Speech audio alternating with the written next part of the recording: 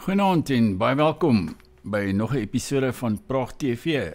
As jy nog nie op die kanaal ingeteken is nie, maak gerus so deur op die knoppie te klik, as ook op die knoppie of die klokkie, albei van hulle, dan kan jy kennisgewings ontvang van toekomstige video's.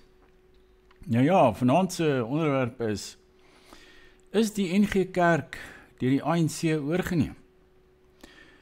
Nou, dis seker 'n aanvegbare onderwerp, maar jy sal nou hoor wat ek te sê het. Intussen kan ek jy ook net herinner aan ons boeke wat steeds te koop is.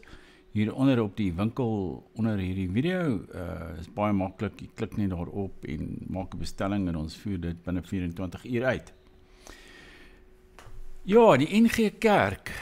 Ek moet sê, ek het eintlik niks teen die enige kerk nie, teen die Drie Susters kerke, selfs die Katholieke Kerk, of wat ook al. Ek het in Europa al hier en daar 'n Katholieke mis bygewoon en na die mooi koor geluister en die orgelspel en die pragtige kathedrale wat oral in Europa gebou is, honderde jare gelede. Trouwens, dis nog 'n rede hoekom jy na ons vertaalde Nederlandse boek moet kyk, na die omgang. Dit plaas jy so binne in die middeleeue in die Katholieke Kerk, maar ook die korrupsie van die kerk destyds.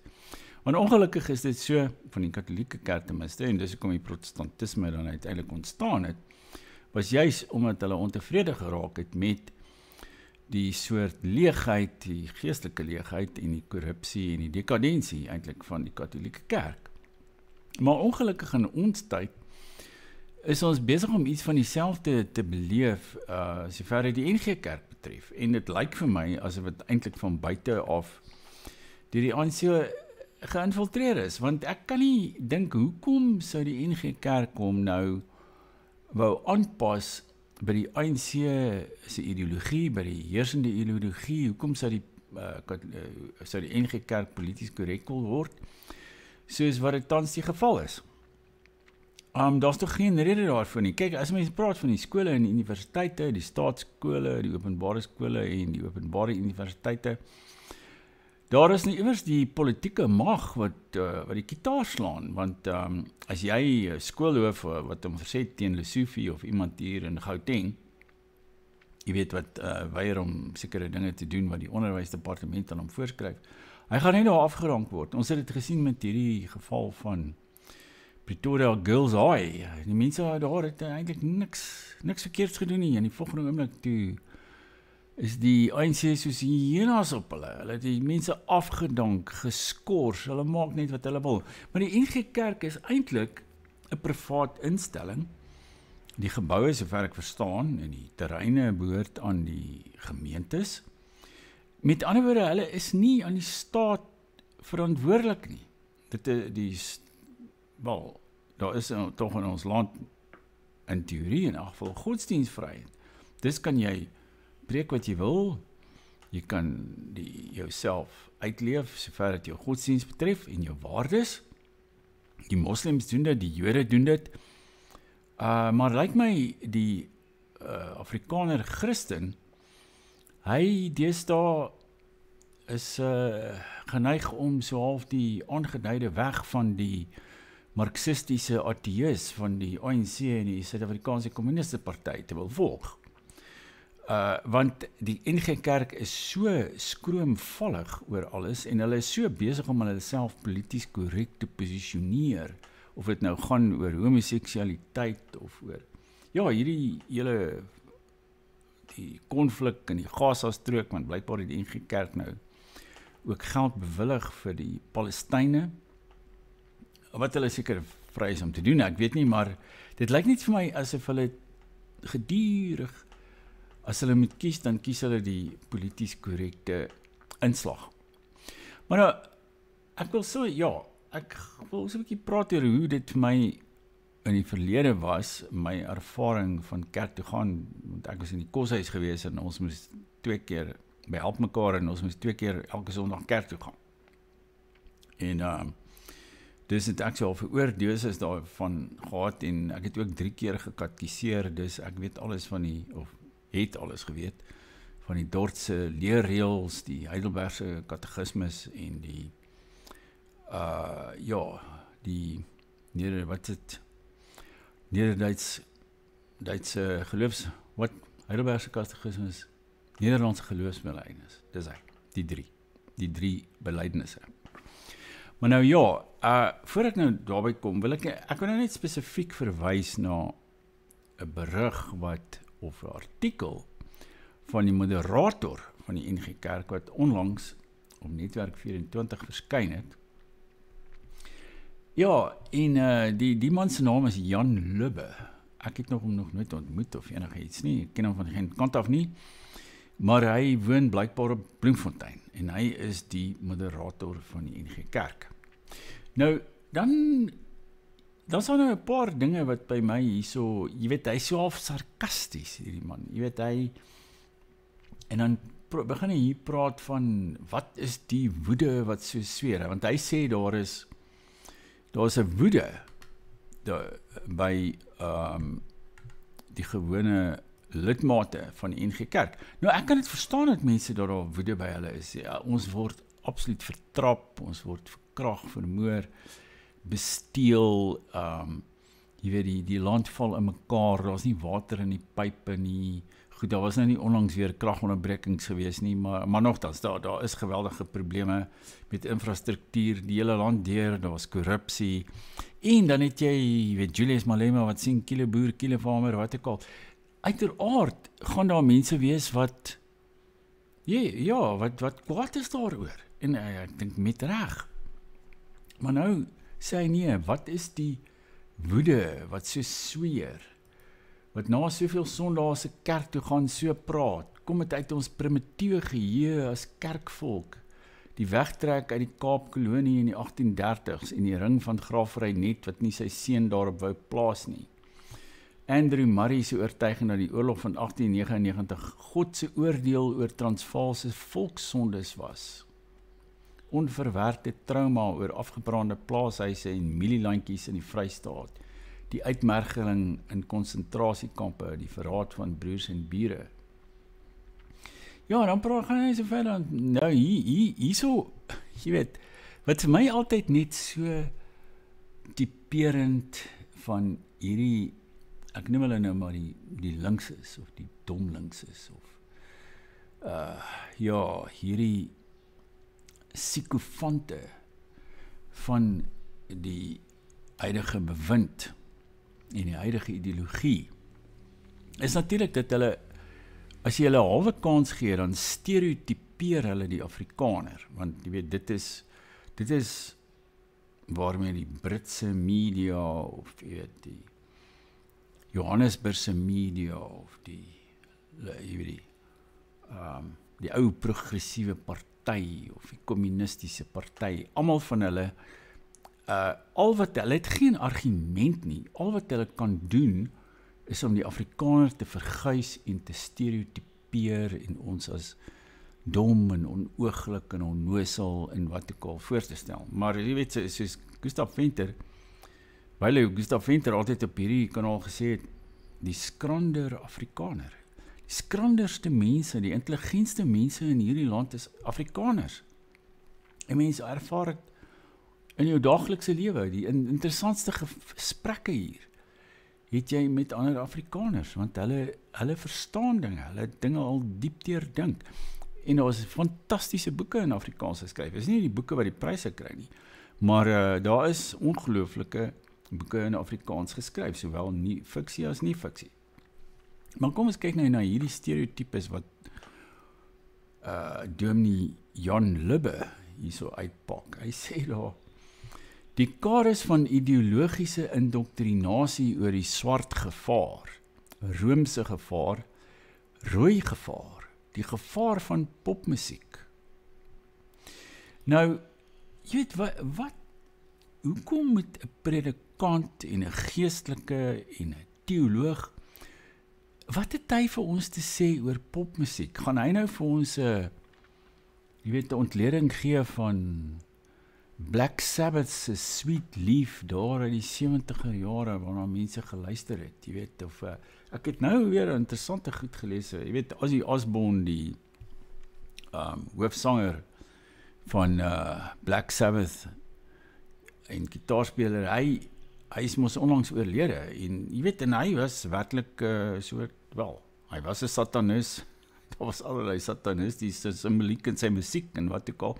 Trouwens, daar is so 'n mannetjie daar in Pretoria, ek sal nie sy naam noem nie, maar hy is blykbaar by die departement van godsdienstwetenskap aan die Universiteit van Pretoria, en hy is 'n uitgesproke satanus.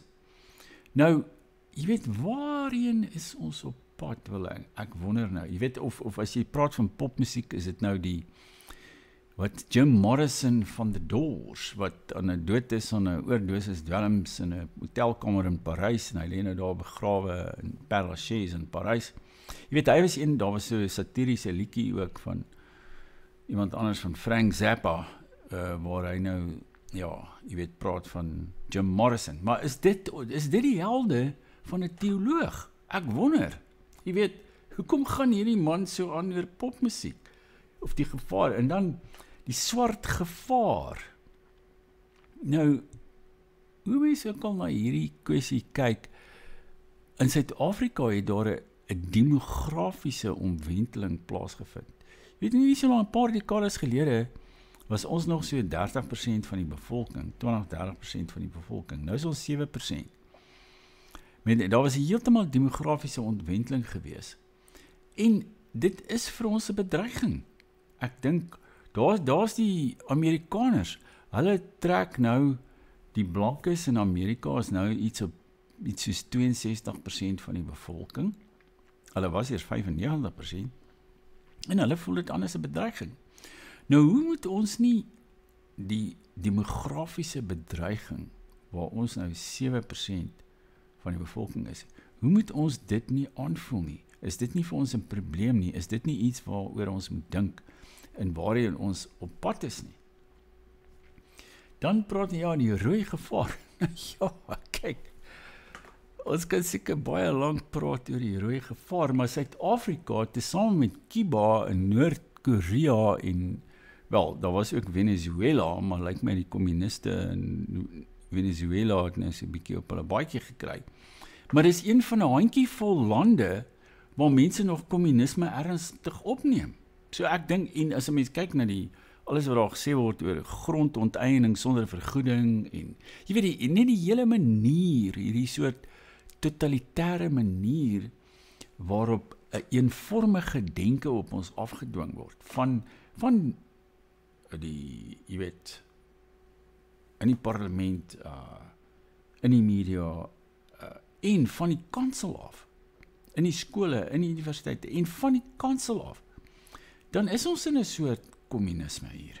Dit is kommunisme onder 'n ander naam, maar die kernelemente, die kernideologiese elemente, as ook die totalitarisme daarvan, die feit dat daar nie 'n verskeidenheid van menings geduld word nie, dit is, ja, ek dink die rooi gevaar is met ons hoor, en ek dink, jy weet, Suid-Afrika is baie rooier as wat ons vermoed. Ja, Romeinse gevaar, wel, ja, kyk, die katholieke kerk,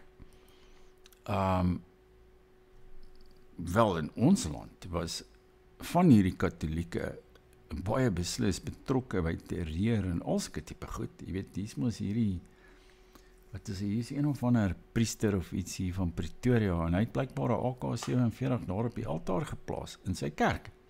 So ons moet nie, jy weet, en ja, met hierdie huidige paus ook, jy weet, hy is maar 'n tamelike linkse paus. Ons moet ook nie die katholieke onderskat nie, en ek dink ons hele geskiedenis gaan daaroor dat ons was protestante, toe word ons 'n volk in Afrika, en ons was nog altyd in stryd met universalisme, teen hierdie soort, jy weet, groot ideologieë, soos die katholieke kerk, en dan natuurlik in ons tyd, die globalisme, die liberalisme, wat alles oor een kam wil skeer, wat sê, daar's net een wêreldkultuur, daar's net een taal, daar's net Engels, jy weet, en ons was nog altyd in stryd daarmee, en ek dink nie, dit is verkeerd nie. Ek dink ons moet aanhou om ons daarteen te verset, want kan 'n mens aan dink dat daar 'n wêreld kan wees, 'n monokultuur, waar almal net, ek weet nie, na een of ander Amerikaanse kletsruim liedjie luister. Ek hoop nie ons kom ooit daarby uit nie, en dat daar niks meer in Afrikaans gelees gaan word, geskryf gaan word, gedig gaan word, of liedjies gesing gaan word, of musiek gemaak gaan word nie. Nee. Maar dis alles sulke stereotypes wat hy hier nou opdis. Jy weet, dis vir my so hierdie grappie wat baie van die joernaliste maak. Jy weet, oor die grys skoene. Jy weet, ek het dit al soveel gelees. En nou Pieter de Tooy van News24 het mos al uitgevaar teen Paisley dasse. So ek koop nou net Paisley. Ek moet eintlik dit hier so Paisley sakdoekie hier so aan my baadjie sit, so dat jy weet, Pieter de Tooy hartaanval kan kry as hy dit ooit sou sien. Maar ja, jy weet, al hierdie soort stereotypiese aanmerkings, jy weet, dit is net vir my aanduidend van iemand met 'n baie vlak denke. Jy weet, dis iemand wat nie eintlik belese is nie, en wat hy werk met klisjées die hele tyd.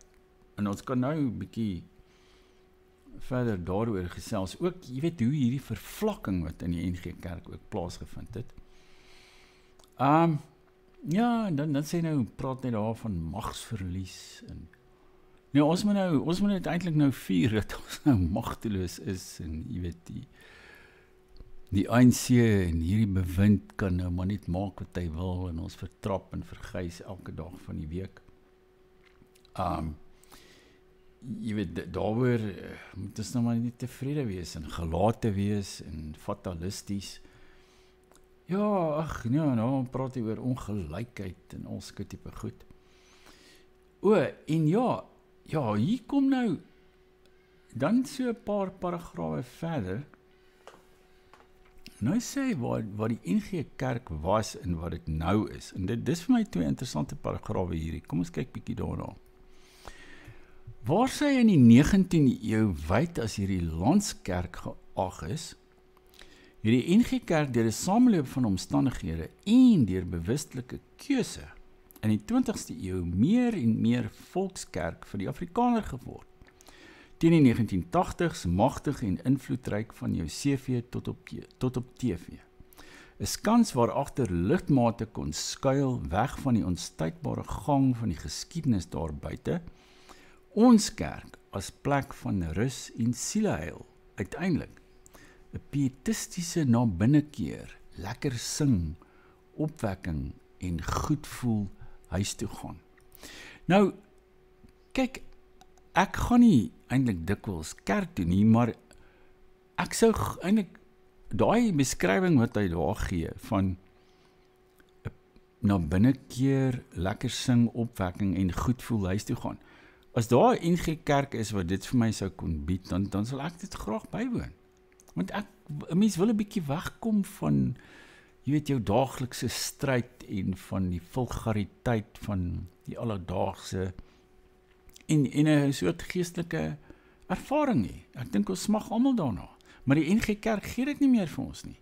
Al wat hulle nou vir ons gee is eintlik klisjées en platvloersheid en jy weet, ons kan nou daarby kom in wat my onlangse ervaring van sommige van hierdie kerke was, van hierdie NG gemeentes.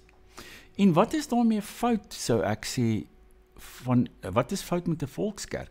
Die Russiese Ortodokse Kerk is 'n volkskerk. Dit sal 'n baie interessante studie wees om te vergelyk wat met die Russiese Ortodokse Kerk gebeur het onder kommunisme en wat nou met die NG Kerk onder ons quasi-kommunisme gebeur. Ek dink, mense gaan sien, daar is baie raakpunte daaraan.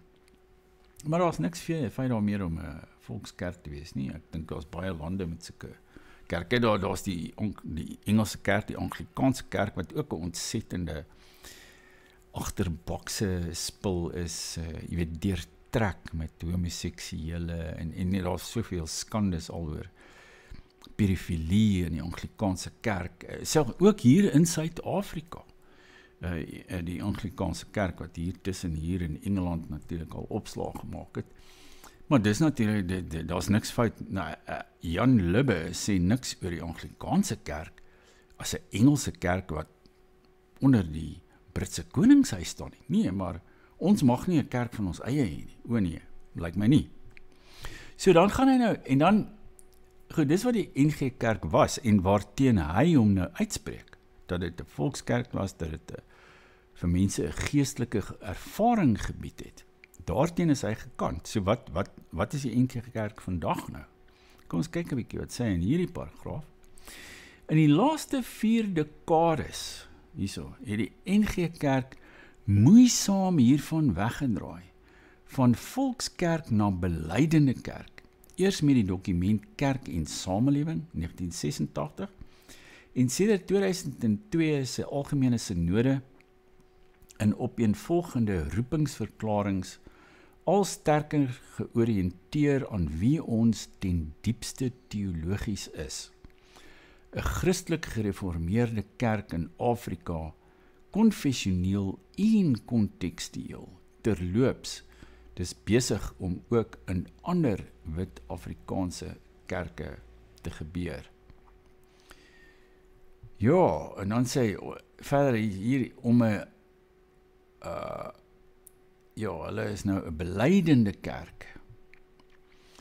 Ja, plek van 'n starre behoudsugtigheid enerzijds of vernuwing, terwille van vernuwing, anderzijds eerder 'n egte gesprek oor lidmate se vrae vandag, oor God, oor die begin en einde van lewe, oor lyding, oor menseverhoudinge, oor huwelik en seksualiteit, oor ander godsdienste, oor die toekoms van ons planeet. Die NG Kerk skram nie weg van moeilike vrae nie, want dit is waar lidmate, ook jong mense en ons teologiestudente, hulle as gelowiges in 'n desperate eeu bevind. Nou, ek dink hy pleeg hier 'n kolossale denkfout. Dis nie die taak van 'n predikant en van 'n teoloog om hom bovenal met politieke kwessies te bemoei nie, met dinge so seksualiteit. Jy weet, daar's baie ander mense wat oor sulke dinge uitlaat, of skrywers of filosofe, of jy weet, of wat openbare figure en wat ook al. Dis nie die taak van die kerk om 'n insig daar te lewer nie, behalwe om mense so 'n bietjie rigting te gee. Want jy weet, ons is al klaar in 'n soort, seker een van die mees dekadente tydvakke in 'n baie lang tyd. Jy weet, daar was seker, ek weet nie, in die 18de eeu was ook 'n baie dekadente tyd in Europa gewees. Jy weet, toe ou Casanova gelewe het in daai tyd. Ek het op 'n stadium so, jy weet, so 'n bietjie van ou Casanova se biografie gelees, sy autobiografie en alles, jy weet, en dit was rarig. Die mense het gehoereer en wat ook al, net soos hulle wou. Nou, ek dink dis die taak van die kerk om mense op die regte spoor te sit. Jy weet, moenie jouself ongelukkig maak met al hierdie soort dekadensie nie. Maar dis nie die taak van die kerk om jy weet, politieke party te speel, of ja, in hierdie geval natuurlik om die ANC se soort ideologie en die heersende ideologie in hierdie land na te praat nie. Die kerk moet sy onafhanklikheid behou. Hy moet probeer om vir mense 'n soort baken te wees, 'n soort ligtoring daar in die verte, waarheen hulle kan mik. Dis nie die taak van die kerk om te help om ons te indoktrineer nie, soos wat dit in die ander instellings in ons samelewing gebeur nie. En dan kom dit ook nou, jy weet, vir my persoonlik, ek vind net, jy weet, daar was natuurlik eers, hulle het gepraat van loslid Vrydag. Jy weet, tot so 'n paar jaar gelede, jy weet, ek het, toe ek teruggekom het van Europa af, het ek so 'n paar jaar in die banke se handelskamers en goed gewerk. Jy weet, ek het elke dag 'n pak klere aangetrek, my skoene was mooi gepoets, ek het 'n das gedra, jy weet, ek was netjies. Maar toe kom loslid Vrydag. Jy weet, en dit het reg oor die wêreld eintlik gebeur. Daar's 'n Nederlandse ou, jy weet, hy's ook 'n joernalis en hy was 'n finansiële joernalis, maar hy skryf nou so 'n bietjie oor mansmodes en al sulke goed en hy verkoop ook pakke onder sy eie naam. Ek dink sy naam is Jort Kelder. En jy weet, hy het ook gesê hierdie loslid Vrydag storie het te ver gegaan. Jy weet, en dit het eintlik veroorsaak dat die wolbedryf in duie gestort het, want mans dra nie meer pakke nie. Hulle dra nou almal net T-hemde en jeans en wat ook al. En daai ding het ook die kerk getref. Want jy weet, kyk toe ons, ja, as ek nou terugdink aan my koshuis daar, jy weet, hulle het vir ons gesê, toe ons die lys ontvang het van alles wat jy nou nodig het vir die koshuis, jy het 'n blikbeker nodig, jy het ten minste 2 pare skoolsokkies, jy het 'n grys kortbroek, grys langbroek, ten minste 2 pare wit hemde, 'n kleerbaadjie en 'n das en al daai goed. En jy moes ook 'n pak klere hê om mee kerk toe te gaan. Selfs in standaard 6 of soos hulle nou sê graad 8. Jy moes 'n pak klere op ouderdom 12 of 13 aanskaf sodat jy kan kerk toe gaan. En die kerk was 'n formele ding gewees.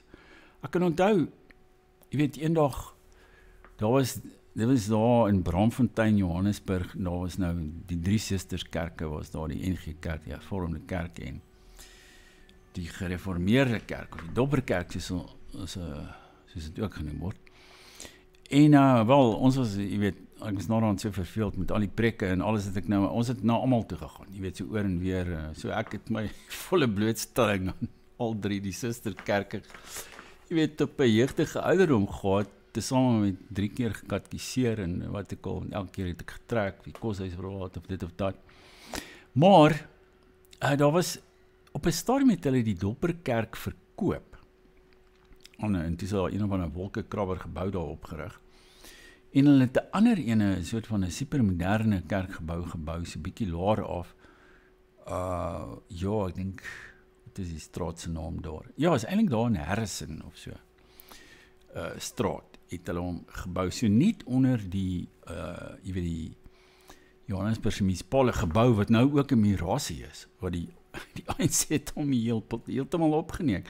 En dan daarna, langsom is natuurlik die, wat ons destyds die stad Skouberg genoem het, maar in daai straat, in daai Harrison straat, het hulle so hypermoderne, strakke, minimalistiese, nuwe Dobberkerk gebou, met 'n ongelooflik, want hulle het seker baie geld gekry van hierdie verkoop van die terrein, en hulle het 'n ongelooflike orgel daar gehad, en die hele koshuis moes toe die opening van die kerk gaan bywoon, en ons het almal daar gesit, in ons pakke klere, en toe was daar 'n orgelis, wat 'n ongelooflike uitvoering van Bach daar gelewer het, op daardie fantastiese orgel, en wat 'n ervaring was dit nie, ek onthou dit tot vandag toe, maar ek het die idee, daar's baie min NG Kerke oor, of Dobberkerke wel, ek weet nie soveel van die Dobberkerk nie, maar daar's baie min van die Afrikaanse Susterskerke oor vandag, waar jy so tipe ervaring kan hê, van 'n orgelis wat speel, en 'n ongelooflike, ja, en 'n ordentlike preek deur 'n predikant in 'n toga, terwyl, jy weet, my ervaring, of wat ek gesien het, want ek kyk baie keer op YouTube, of op video, jy weet, baie van hierdie kerke het deesdae ook, neem hulle preke en goed op. Jy weet, die preek, daar word nie eintlik meer gepreek nie, dit is so iets tussen 'n bemarkingspraatjie en 'n kuier met sy vriende, en jy weet, dit is amper al in 'n kortmou hempie, of 'n T-hempie, of wat ook al, en jy weet, die orgel, as daar nog 'n orgel is, dan word nie eintlik gebruik nie, en sommige van hierdie kerke speel die ouens ook gitaar, jy weet, so of 'n popkonsert, of iets van die aard. Nou, jy weet, ek kan verstaan, in Nederland, sien ek, daar's nou van jou meer konservatiewe of regse jong mense is besig om hulle weer te bekeer tot die Katolicisme, want ten minste, in die Katolieke kerk, het jy 'n liturgie. Jy weet, daar's 'n sekere manier van doen, en alhoewel, kyk, daar was mos ook, op 'n stadium met die Katolieke nie meer die mis in Latyn gehad nie, en toe was daar amper 'n skeuring in die kerk, maar daar's nog steeds 'n sekere gedeelte van die katholieke kerk, of daar is van die kerke wat die mis in Latyn hou, terwyl die ander hou dit nou in die volkstaal. Maar, jy weet, ten minste, daar is nog 'n sekere ritueel wat nagevolg word in die katholieke kerk en in die ortodokse kerk, veral die Russiese ortodokse kerk, is dit natuurlik veel erger. Jy weet, dit is omtrent net liturgie. Daar's geen werklike soort samesyn of iets van die aard in die ortodokse kerk nie. Dit gaan net oor die liturgie. Maar die NG Kerk, ek dink het sy liturgie heeltemal byster geraak. Jy weet nie wat daar aangaan nie. Jy weet, dit is nou half popkonsert, half bemarkingspraatjie, half, jy weet, berading of iets van die aard van, jy weet, of 'n charismatiese opwelling daarvoor. Dit is my net, ek dink nie, hulle weet meer waarheen hulle op pad is nie. En hierdie Jan Lubbe, jy weet, in sy denke klink dit vir my ewe de mekaar, want hy is so besig om homself te posisioneer teenoor die heersende ideologie van die ANC en politieke korrektheid en die media en alles, dat ek dink nie, hy het meer 'n idee waarmee hy besig is nie. En jy weet, mense dink hy darm so hele lang tyd teologie gestudeer en dat hy, jy weet, iets van die Bybel en van Hebreëus en Grieks verstaan en dat hy iets sinvols kan sê oor die Christendom en oor die Bybel en dat hy 'n preek daaruit kan afsteek en iets sinvols vir mense kan sê. Daai waarvan hy praat, waarvan hy nou so jy weet, homself sarkasties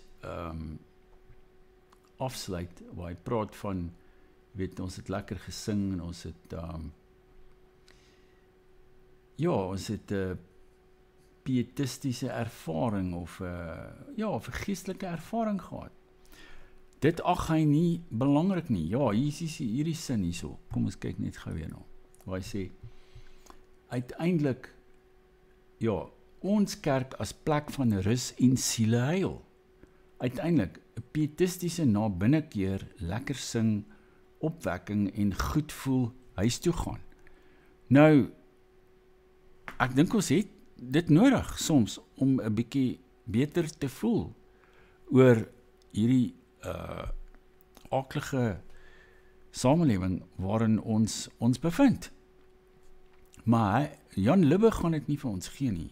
Hy wil liewer, jy weet, praat oor al hierdie ander lelike dinge, jy weet, van, ek weet nie, homoseksuele seksualiteit en ja, en die hele manier natuurlik waarop hierdie homoseksuele kwessie in die NG Kerk gehanteer is, dit skryf ten hemele.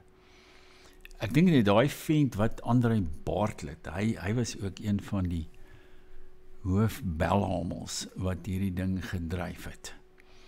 En hulle is nou nog daarmee besig. En ek kan nie verstaan hoe al hierdie polities korrekte tipes almal in sulke magsposisies in die NG Kerk beland het nie. Al wat ek kan dink is dat die staat ook besig is om die kerk van binne af te beïnvloed. En daar's waarskynlik mense ingestuur van buite af om dan die kerk van binne af oor te neem en om te reismuur.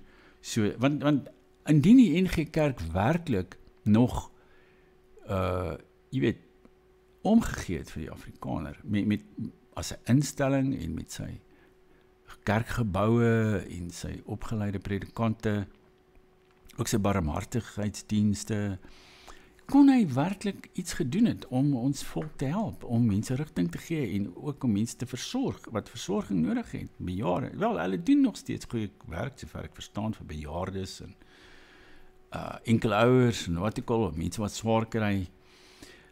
Maar ek sou, die NG Kerk kon eintlik die ruggraat gewees het van die Afrikaner.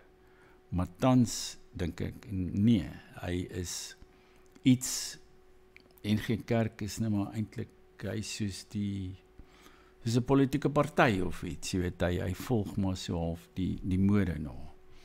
Hy het geen, hy praat nou hierso ook van, ja, in hierdie paragraaf, hy sê iets van, die verbintenis aan die land en bestaansnood van mense duidelik, verkondiging van die evangelie, kerygma, bediening van sakramente en gebed, liturgia, opbou van lidmaatse geloof deur kategese onderwys en teologiese opleiding, koinonia, en die sorg vir armes, diakonia. Maar hierdie liturgia, nee, daar is nie meer liturgia in die NG Kerk nie. Jy weet, dit is nou net so of iets van 'n popkonsert, wat in baie van die gemeentes aan die gang is. En dit is vir my 'n groot tragedie. Dit is iets wat ons getref het. Jy weet, dit is vir my soos Kaaps of iets. Jy weet, ek dink die NG Kerk staan in verhouding tot godsdiens soos Kaaps in verhouding tot Afrikaans. Die een is 'n baie afgewaterde, polities korrekte, verengelsde weergawe van die ander. En ek dink die teoloog en meneer Jan Libbe, ek weet nie wat sy presiese titel, of dominee Jan Libbe, of wat, hy, miskien sy dokter Jan Libbe, maar ek kan nie glo dat iemand wat sulke taak kan skryf oor 'n doktersgraad beskik nie. Ek dink hulle moet bietjie hand in eie boesem steek, en hulle moet besin oor waarmee hulle besig is, en waarin hulle op pad is, want ek dink die NG Kerk is ook besig om dood te bloei, ook vanweë ons demografiese probleem, maar ook omdat dit mense vervreem, want ek dink mense wat werklik hulle siele heil kom soek en iets sinvols op 'n Sondag wil hoor, vind dit nie meer by die NG Kerk nie, en hulle vind dit nou maar op ander plekke, wat soms vir my nog baie erger is, as jy nou ook praat van hierdie soort Amerikaanse, baptistiese, soort lekker gelowe, jy weet, jou Rema Kerk en daai tipe goed, wat jy weet, eintlik nog veel erger is, en waar dit ook gaan om 'n soort materialisme, en God gaan jou seën en jou ryk maak, as jy maar nou net vir Ray McCauley of iemand 'n stywer in die armbeers werp. Nee, ons wil ook nie dit hê nie. Maar ja, maar ek het al gehoor, daar is nog steeds hier en daar kerke wat nog op die ou manier, klassieke manier dinge doen. Ek sou graag so 'n diens wil bywoon. Jy weet, 'n bietjie terugsit daarso en iets sinvols hoor, en 'n interpretasie van 'n teksvers, veral, jy weet, verkieslik uit die Nuwe Testament.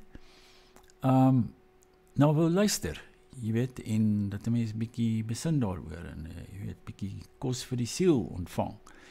Maar ek dink nie by baie van hierdie nuwerwetse, jy weet, psicofantiese NG Kerke wat opgeskiet het, en veral nou daai, jy weet, wat iets met die ou Beyers Nodee, André Bartlett, hierdie mense te maak het.